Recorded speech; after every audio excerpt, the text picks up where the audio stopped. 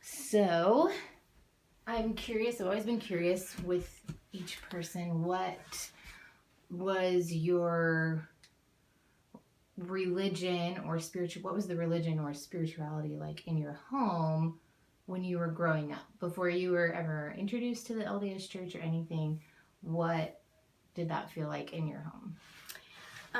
We didn't have any religion in our home. My dad was older than my mom, so he was 50 when he met my 20-year-old mom.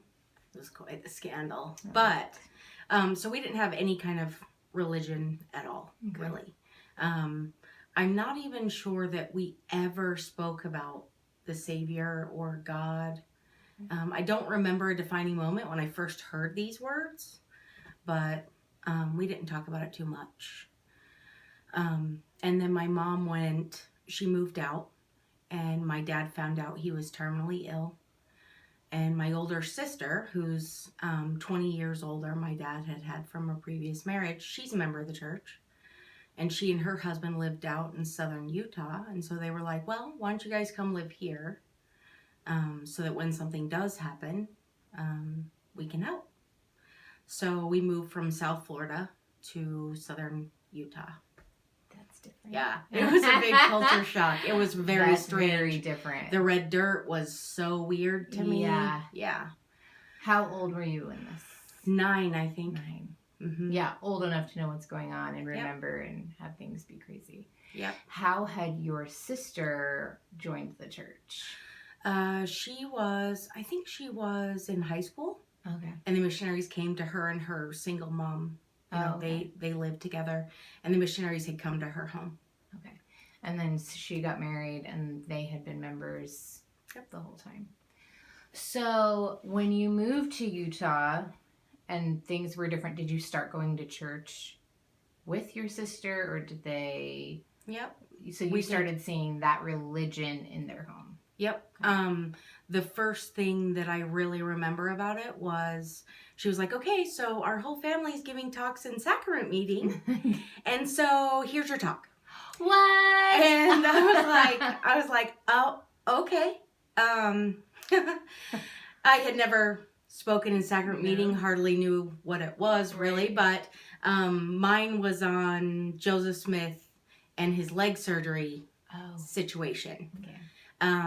I remember the most learning about that and how he wouldn't drink alcohol because he didn't feel like it was the right thing to do. And I remember at the time thinking, that seems really stupid. I mean, like, I couldn't understand why your principles would trump the obvious scenario that you have. You know, excruciating pain. It seems like Heavenly Father might make an exception for something like that, right? But I did think, well, it's kind of cool that he felt so strongly about it that he would not do that. Yeah. So that was cool. And then the first song I ever learned was Families Can Be Together Forever. We sang that as a family. Mm-hmm. And so I had never learned a church song before that of any kind. So that was the first church song that I learned. So every time I hear it, every time we sing it, my heart skips a little. It's kind of awesome. That's awesome. Yep. Did it bring up any, was it a comforting song for you, or was it kind of a difficult song because your mom wasn't there? It wasn't difficult. It was I just had never heard of the concept of families being together forever. That was new for me. Yeah. You know, and then of course the song talks about Heavenly Father, and I was like, that's kind of cool. Yeah. So anyway, yeah, I love that song. That's awesome. Yep. I can't imagine. To me, because I don't know what it's like not to have the belief that my family will be together forever. Yeah. That the introduction of that concept, I don't know what that feels like. Right. But I can see from your face that it's like joy. Yeah. It is good. So happy. Yeah. Yeah. I was like, I really like this idea. Yeah. So that was really cool. I didn't end up joining the church until a couple of years later. I think mostly because my dad just wasn't into it. Okay. Did he join with you?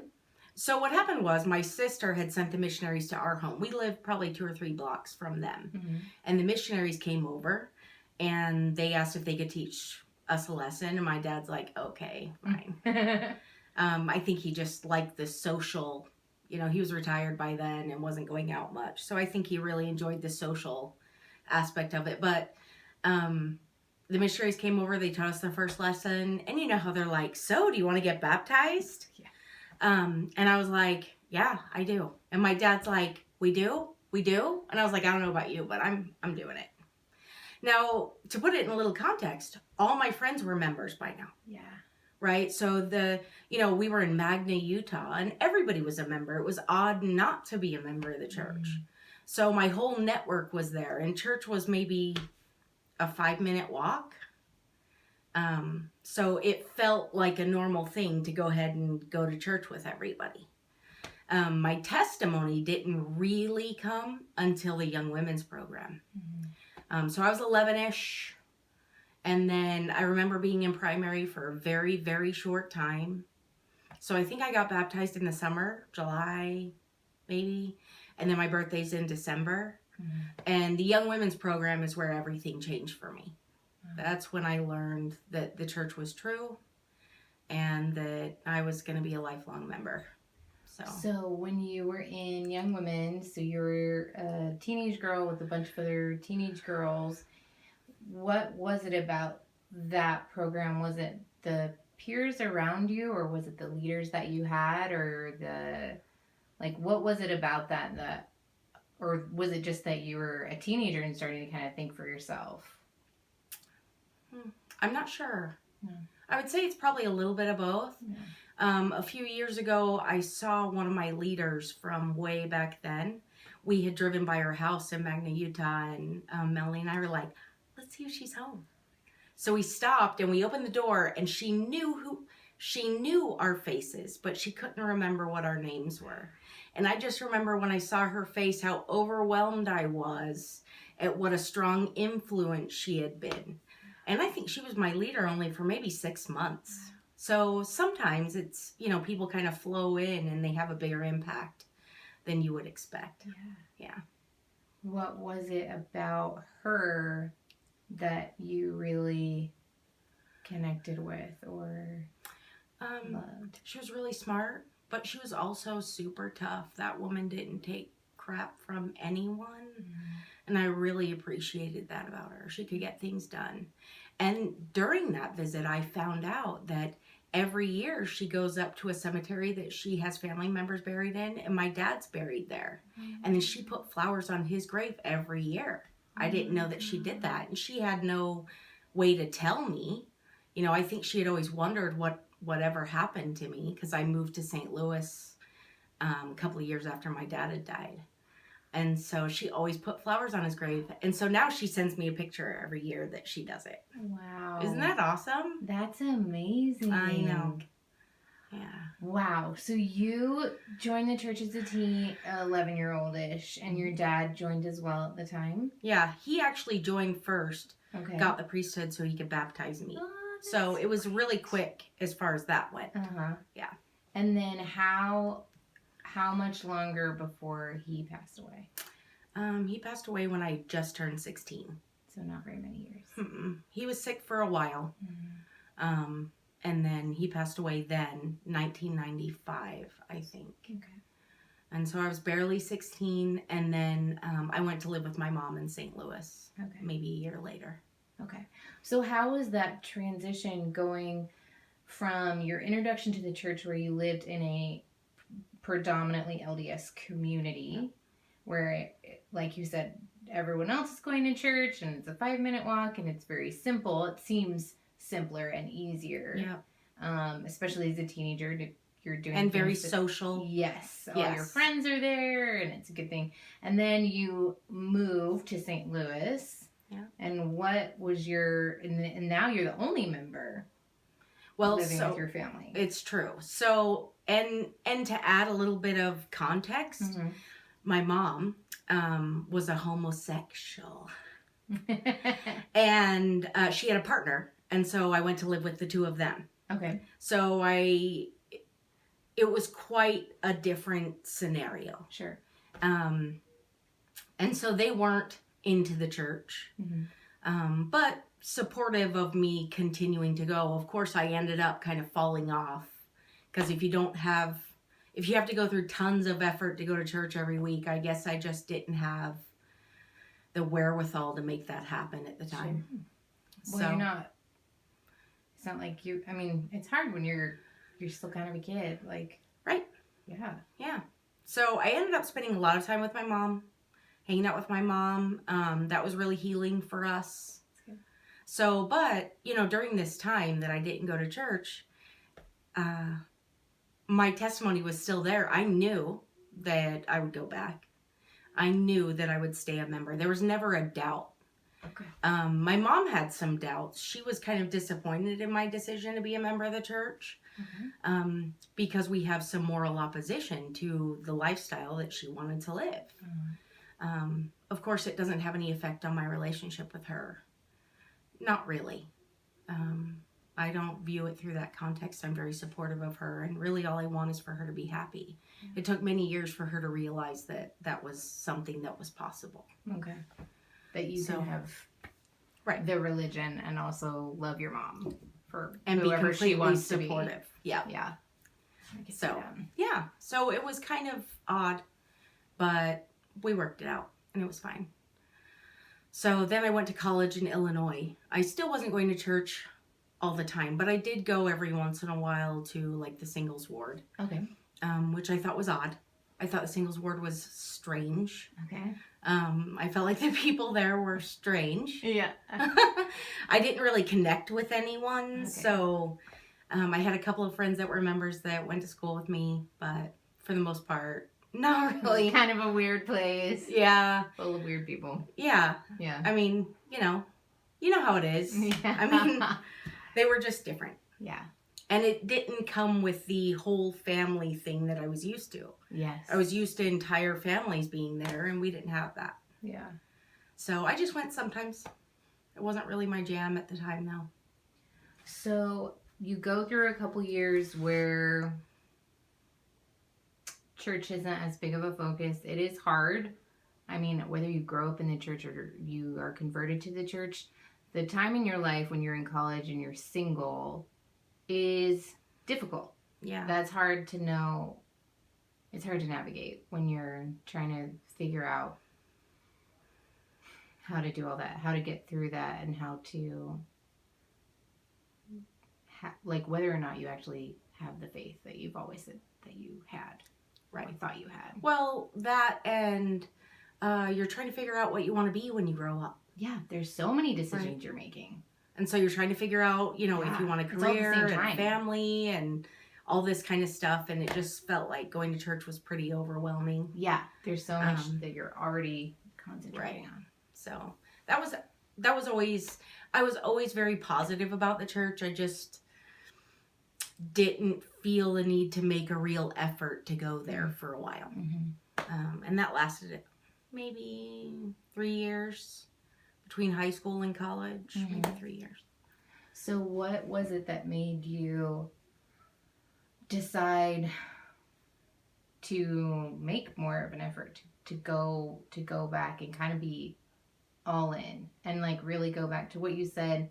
You said, it's not like I never doubted. I knew everything. Right. My testimony was there. It was just not what I was doing at the time. Right. So what is it that... No, it's okay. So it's interesting because what ended up happening was my birth control failed and I ended up getting pregnant kind of surprisingly. It was the middle of my junior year. It was a big surprise. And I was trying to figure out what to do about that. You have these moments where you think, okay, so now I've been thrown a giant curveball. I thought my life was over as I knew it. And in some ways, I guess that's true. Everything shifted. My mom freaked out. Everybody kind of freaked out. And so what I ended up doing was going back home to my sister and brother-in-law. They were always home to me. And they had just moved to Pennsylvania. And so I was like, I'm out of here. I am so out of here. So you didn't finish school or anything? You just like left? No, I left. Okay. Yeah.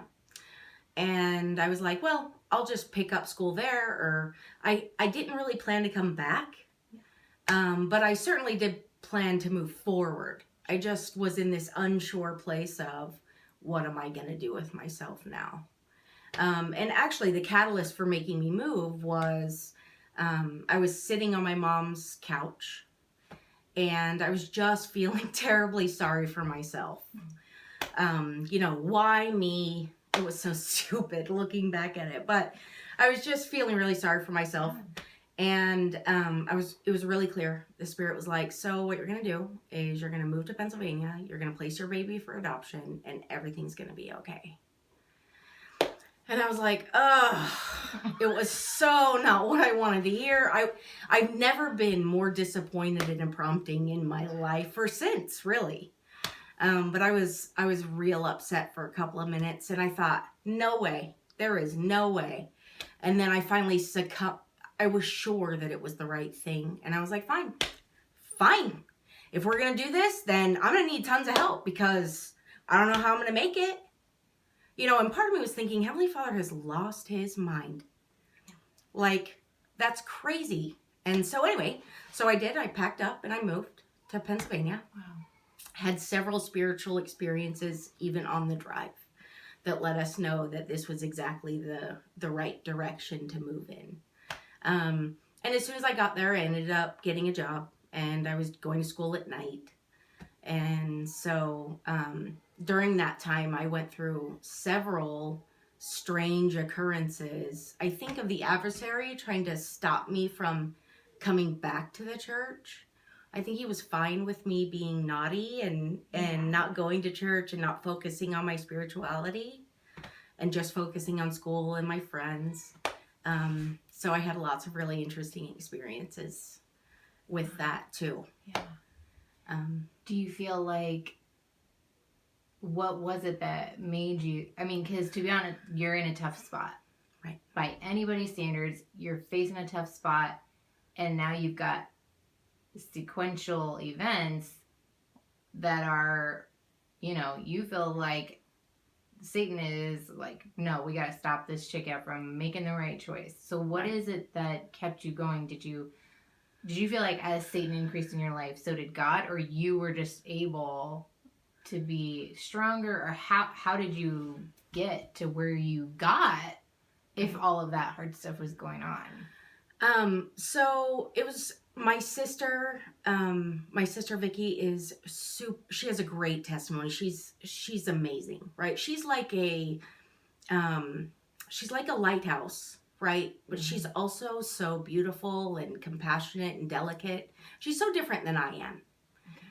So I could always go to her when I had, issues. But there was one day, and I think part of what Heavenly Father was trying to do was trying to teach me how things work.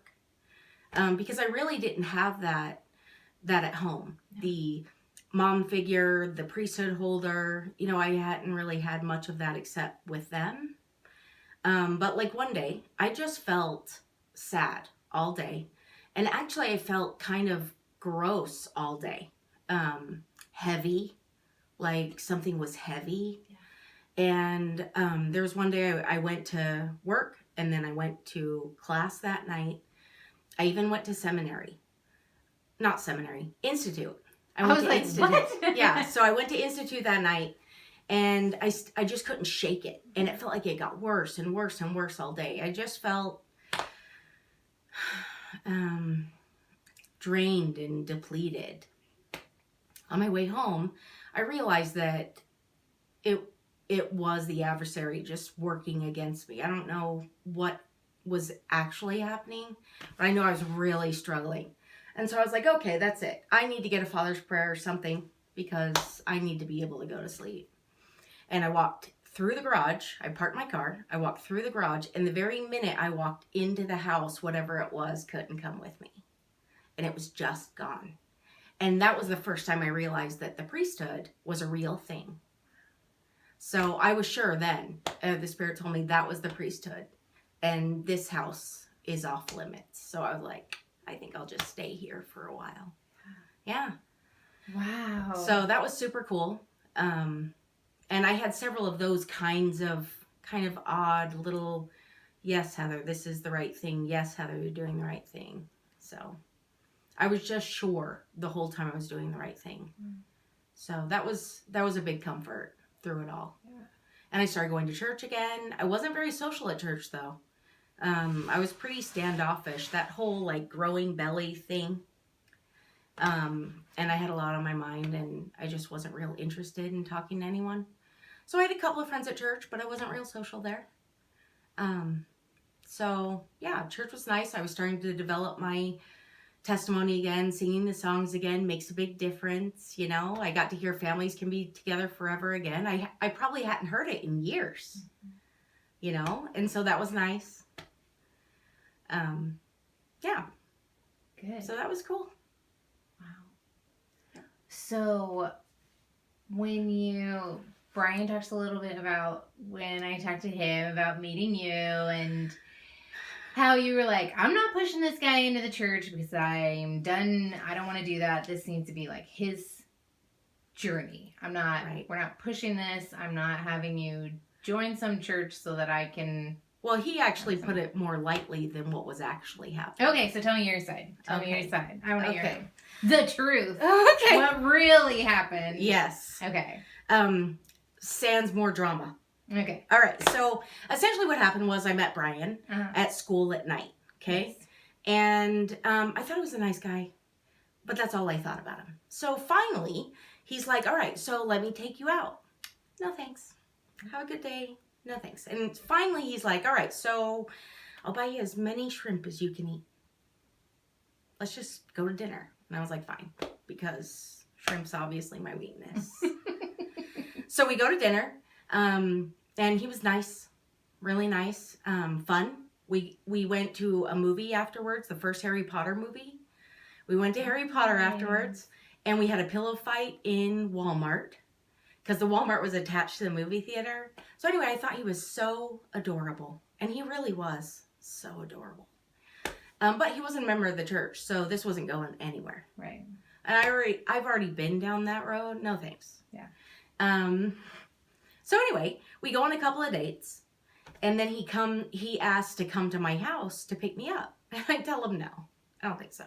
I'll meet you somewhere and we'll go out. And so we did that a couple of times before he finally started getting a little annoying about it. And he's like, I don't understand why you won't let me come to your house to pick you up. And I was like, yeah. Well, so you have earrings. He had several earrings in one ear. And I was like, you know, I have nephews at home. I'm not bringing home a guy with earrings. You can keep them in. I don't want to change you. I'm just saying that my family just doesn't do this sort of thing. And he was like, okay, whatever. So he took out his earrings and then showed up at my house. Oh my gosh. That's too cute. I know, it was super cute. And he brought me flowers, and I was super nervous about it all. Aww. And Grandma Jo was there. And after Brian left, Grandma Jo was like, this is my brother-in-law Tony's mom. Okay. She's like, Heather, he is so cute. And he would make a great member of the church. And I was like, shut your filthy mouth. I'm not doing that. We're not doing that. And she's like, okay, whatever. So then Brian starts saying, hey, can we go out? I think it was Tuesday nights maybe. He's like, hey, can we go out? And I'm like, no, I have Institute Tuesday nights. I could do Wednesday or whatever other day. And he's like, what's Institute? So I give him the little, shindig about it basically being Bible study for Mormons. Mm-hmm. And he's like, so can I come? And I was like, no, you can't. Sorry. Oh my gosh. This is a thing I do with my people. Oh my god. Every LDS person is like, we wait for people to say this. We wait for people to ask. Oh, no. Oh, he was cute, but not that cute. No. Okay. So then one night he shows up at my house just as we're leaving for Institute. And he's like, I'll drive. Well, I have a friend over and I don't want to be a jerk. So I was like, okay. So we get in his car and he drives us, right? And so we're in. He is persistent. It's not that it's out of character for him, but it certainly was looking back at it. I don't know that I've met too many people like him, but he was 26. Mm-hmm. I was 22-ish. Mm-hmm. So I think those few years make a big difference in your Yeah. level of I'm an adult and I'm going to do things. Yeah. And so anyway, we get there and I'm chatting it up with my friends the whole time. I wasn't really paying attention, but that's fine. Brian asked me a couple of questions. I was like, blah, blah, blah, whatevs. He was paying attention the whole time. So anyway, we go walking out of the chapel. And he says to me, Heather, where can I get one of these Books of Mormon? There was a table right there with Books of Mormon on it. And I pick one up and I hand it to him. And I'm like, here you go. And he's like, do I have to pay for this? And I was like, no, we give them away. Just take it. And so you anyway, can have more than one if you want. Right? Like, Like, how many you want. Whatever. Yeah. So anyway, so then he starts reading it, I think. Right? And of course, the whole thing annoys me. Right. Because I knew he liked me, but at this point it feels a lot like I'm the reason, and I can't allow that, right? And so then he says, hey, I'd like to come to church with you. Nope, that's never going to happen. No. You can find out where your church is, and you can go over there, but you're not coming to church with me. And so he went to my brother-in-law, Tony, and he's like, hey, right in front of me, hey, I'd like to come to church with you. Tony's like, yes, and let's Tony's go. like, yes, sir. And I was like, how dare you? So anyway, we went to church. It was fine. Yeah. The missionaries approached him, or maybe he approached them. I can't remember. But he was like, so what do I do? Like, and they're like, how about we come over today? And they were the cutest elders ever, That's right? cute. And so they're like, how about we come over today? Really? They're going to come over to my house to teach him? Oh my God. Like, no, maybe not. Anyway, so of course everybody shows up at the house. And Tony is just excited. My whole family is there. Grandma Joe's there. Everybody's there. We're all in the living room. And I'm just like, this just couldn't be worse. But then it gets worse. Okay. Because what happens is they teach the first vision. Mm-hmm. Everybody in the room is teared up. The elder that gave his testimony of it was amazing. And so we're all teared up. And it had been a long time since I had heard the story of the first vision. And I forgot how it made me feel. And so then Brian's like, okay, what's next? And the elders are like, so you want to get baptized? And he's like, yes, thank you, definitely. And I was like, no! And then it gets worse. I know, you're thinking, how could it possibly get worse? It does. Okay. Then they say, hey, you want to give our closing prayer? Brian's like, sure. Now, keep in mind, my whole family is in this room. It isn't just a couple of adults. You know, I mean, there's a dozen of us sitting in this room. Yeah. And he gives a closing prayer. And the elders talked to him. And essentially what happened was they came back the next day to give the second lesson. Then after that, the mission president decided that we needed to do it in his ward. I see. So we went, I don't know if we switched elders, but we went to different homes in that ward for every lesson. And so I got to go through them all again. So I got them when I was 11, and here I am 23-ish, 22, 23, and I get to do them all over again. So I get to experience becoming a member again, but as an adult with a different perspective. Sure.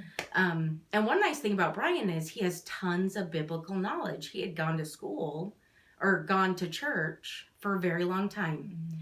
And he remembers all that history stuff. I don't. I'm not great with the stories. I remember the principles, but not the stories as well. Mm-hmm. And so I was always really impressed with him. Anyway, so I finally say to my brother-in-law, I'm like, so I really like that guy.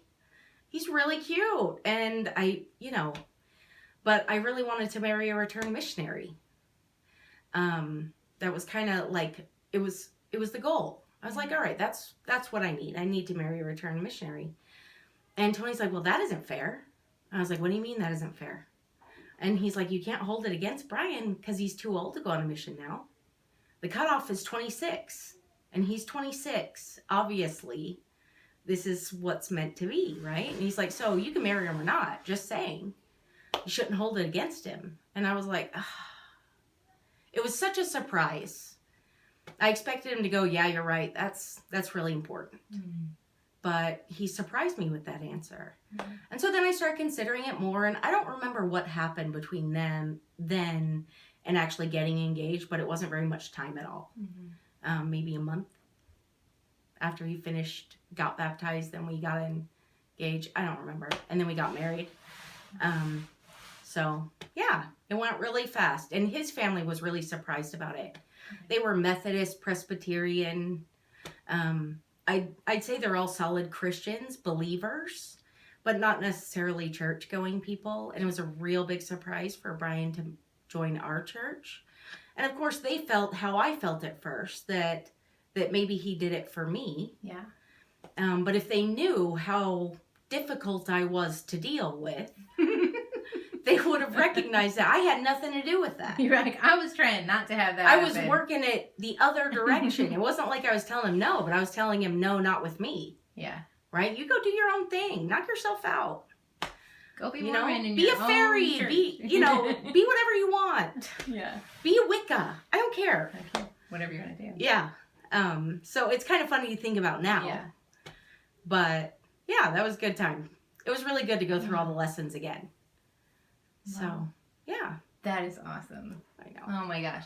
That's amazing, because I think a lot of times, unfortunately, it does happen. I mean, I've known people in my life who somebody came into their life and they ended up joining the church, and then instead of building up your own testimony based off your experience with the Spirit and your relationship with Jesus Christ, you end up building it a little bit off of the person that you're with. And it happens.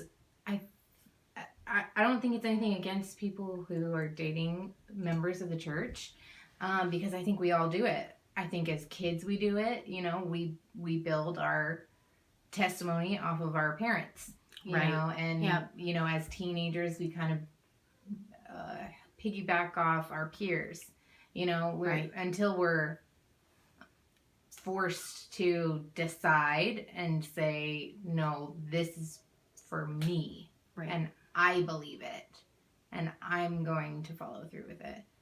So I think that's amazing, because even though maybe you may have been making it difficult for him, but that could be really what he needed to make sure that maybe he has a testimony built on the right thing. And same for you, like you got to experience the same lessons over again with a totally different perspective in your life, and be for sure that, like, I mean, if it could have easily gone the other way, right? That if he had joined the church without any opposition from you, maybe later he could have questioned, why did I really do that? And so could you have, like, why did he really do that?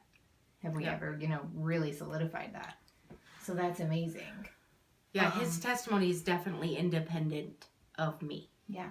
And as everyone's should be. Absolutely. And needs to be. Yep. Wow.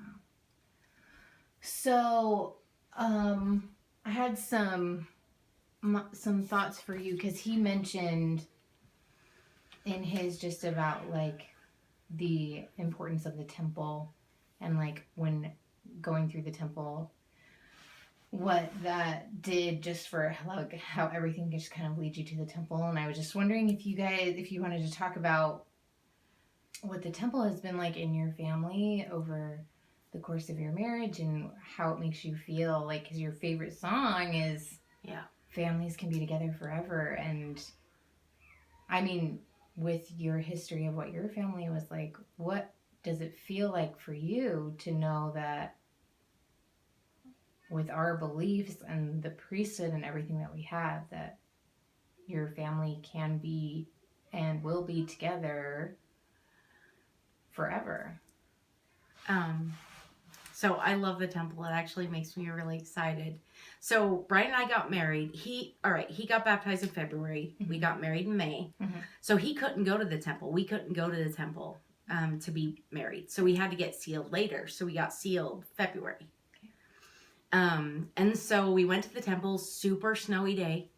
All the people who were going to come with us couldn't come. I think it snowed like a foot. And Tony's like, we're doing this anyway. right? And so we went. We almost got into a couple car accidents. It was crazy. But we went, and it was so lovely. It was quiet. Um, it's amazing how bright the inside of the temple is. So, you kind of feel like white is what's bright, but other things can be bright too.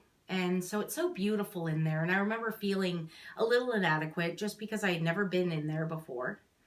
And I wasn't quite sure what to do or where to put my stuff, and you're just like, you kind of hurry and wait and hurry and wait and hurry and wait. But it was awesome. We got to be sealed, and there were only a few of us there, and it was so amazing. And I was so excited because that meant that my children got to be born in the covenant. So I'm not sealed to my parents, but my kids get to be sealed to us, which is exciting. And so that was a big deal for us. Amazing. Yeah, Brian's family wasn't real excited about it. Okay. But I think they've come around in a lot of ways. I think over the years you kind of realize that we're Christian. And I think there's a perception out there that we're not. And so it makes it nice when you start to realize that they're seeing Christ in our lives, and we take our children to church and they talk about it, that we are Christians just like everyone else. Just like all the other Christian denominations. So I love the temple. I get so excited when I see the temple. I'm like, that's where my people are. When I see pictures of the temple, I subscribe to like a thing where this young soon-to-be missionary is posting a picture of a different temple every day on Instagram. I don't know if you do that, but it's cool. Because you get to see a different temple, and they're all so different. I love how they honor the city that they're in, with their construction and the way that it looks, and all their decor honors that city. I think is awesome. So, yeah. I do. So, I love the temple. Me too. How do you, because I know that your boys are like they're like fearless and amazing, and they're just the cutest kids.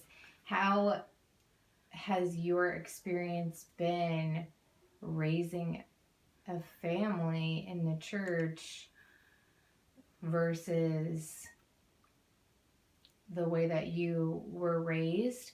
How does it make you feel about how to teach your children? And sometimes it's difficult if we haven't seen something done before to know how to do it. And obviously, Vicky and Tony were really good examples for you, but you didn't grow up in their home with them as your parents. Well, from being little. No, so we went when I was 9, and then I lived on and off until I was 17. Came home for Christmases, so I do feel like they're my example. Okay. Of what we should look for in a priesthood home, in a home where, love one another. We try not to kill each other, So we're super lucky. I'm super lucky that I got to see it that way. Yeah. Now, I wasn't really raised that way. I mean, not by my folks. My parents are different. Mm-hmm.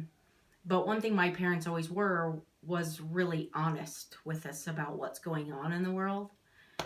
So I feel like I bring that to our situation. Yeah. As a mom, I try to be real honest with my kids about how I feel about things, how things are, what my expectations are,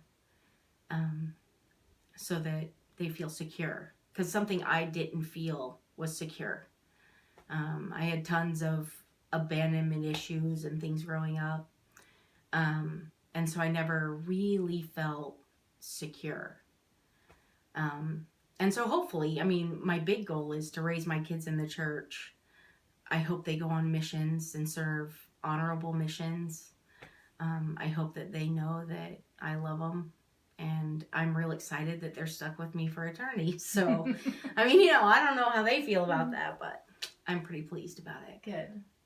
I think they're pleased about it. Um, the last kind of question that I wanted to ask about is just how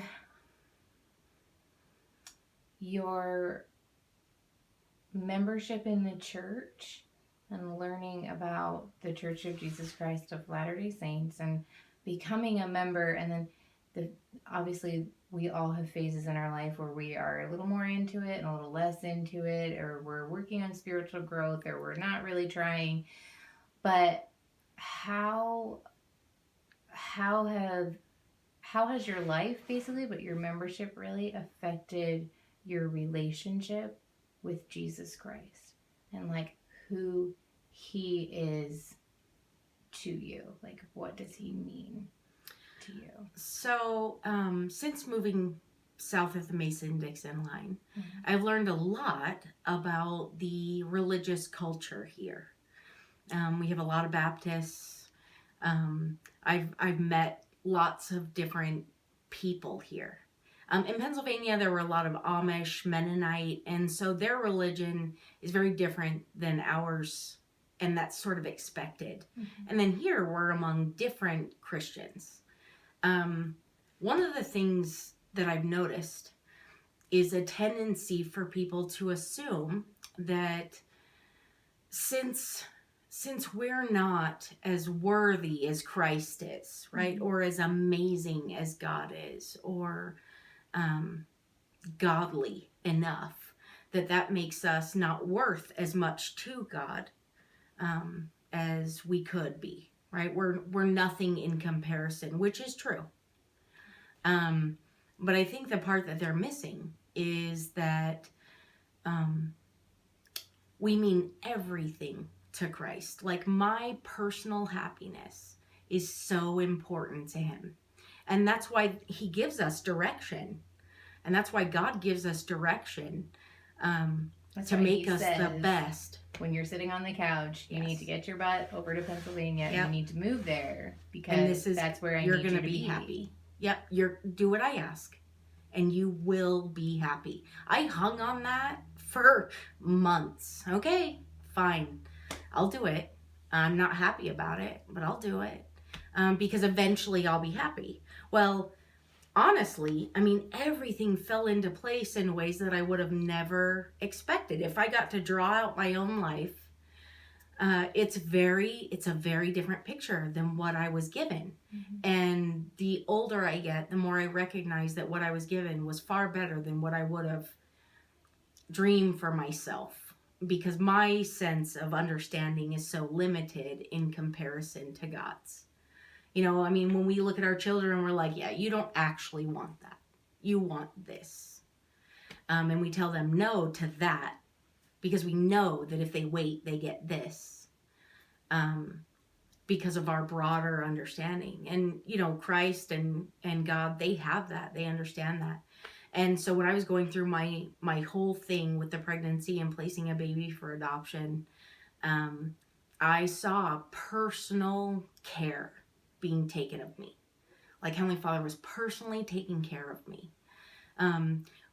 With the attitude of I'm nothing in comparison, it would be hard for me to articulate that I'm everything. So some believe that we're nothing and just there to serve. While some of that is true, we're also everything. So Heavenly Father will do anything to help us if we're willing to listen. And so that was a big lesson for me. And so I tell people all the time, I love religious debate.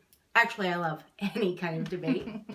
But I do love religious debate. And that's something that I find consistently is that one of the things we get in the church that others don't, I feel like, is we can get our own personal revelation. We can learn what's best for our family, ourselves. I can pray directly to Heavenly Father for answers to my prayers, for guidance on how to raise my children or what to do about this or that or the other thing. And so if I were going to wish anything for anyone, it would be to learn to understand that the Savior is your Savior. Not just the whole world, but you personally. And like he's rooting for us and wants us to do amazing things. We just have to be willing to listen and do what we're told, you know? Yeah. So that'd be the only thing that I'd wish for others to recognize. Because once you realize that, you realize you're loved, you're worthy, you're enough. You're more than enough. Yeah. You can be amazing. So. That's beautiful. I heard a quote at church today, and it was that I wrote it down. I loved it so much, but it was that oh my goodness, what you do can never decrease your worth. Nothing can decrease your worth. There are just things that you can do to increase your worthiness. Right. And I thought that was a really beautiful way of putting that.